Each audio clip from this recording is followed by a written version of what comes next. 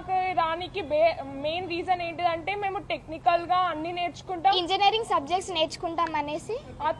ఆ తర్వాత బీటెక్ మాకు ఈజీగా అవుతుంది, తర్వాత మేము ఫ్యూచర్లో జాబ్స్కి ఈజీగా ట్రై చేయొచ్చు అని చెప్పేసి మేము వస్తాం.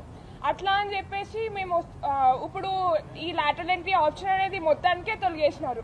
సో దీనివల్ల మాకు డిసడ్వాంటేజెస్ ఉంటుంది. ఇంకా మధ్యలో మాకు బీటెక్ అనే ఆప్షన్ లేకపోతే మేము ఫర్దర్గా ముందుకు వెళ్ళలేము, ఇక్కడనే స్టాప్ అయిపోతున్నాం.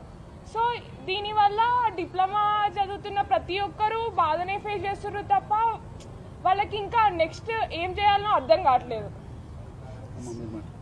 సో ఇది మేము ఫర్దర్ స్టడీస్ చేసుకోనికే 10th తర్వాత పాలిటెక్నిక్ అనే ఎంట్రన్స్ రాసి మేము డిప్లొమాలో ఇంజనీరింగ్ సబ్జెక్ట్స్ ఉంటాయి అనేసి వచ్చాం.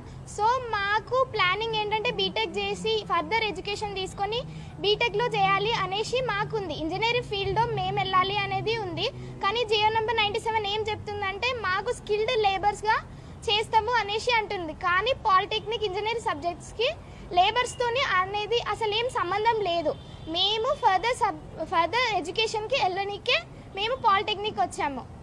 ఒకవేళ శక్తి స్కీమ్ అనేది డిమాండ్లోకి వచ్చింది అంటే ఫర్దర్గా మేము లేబర్స్గానే ఉండాలి, మాకు ఒక మంచి స్కోప్ అనేది ఉంది. ఫ్యూచర్లో మేము డిప్లొమా స్టూడెంట్స్ అనేవాళ్ళు ఇప్పుడు చాలా ఫేస్ చేసాం. శక్తి స్కీమ్ వల్ల మాకు అడ్వాంటేజెస్ ఏమో కానీ అన్ని డిసడ్వాంటేజెస్ ఉన్నాయి. సో శక్తి స్కీమ్ అనేది డిమాండ్లోకి వస్తే తర్వాత ఫర్దర్గా ఫ్యూచర్లో మేము చాలా ప్రాబ్లమ్స్ ఫేస్ చేయాల్సి వస్తుంది.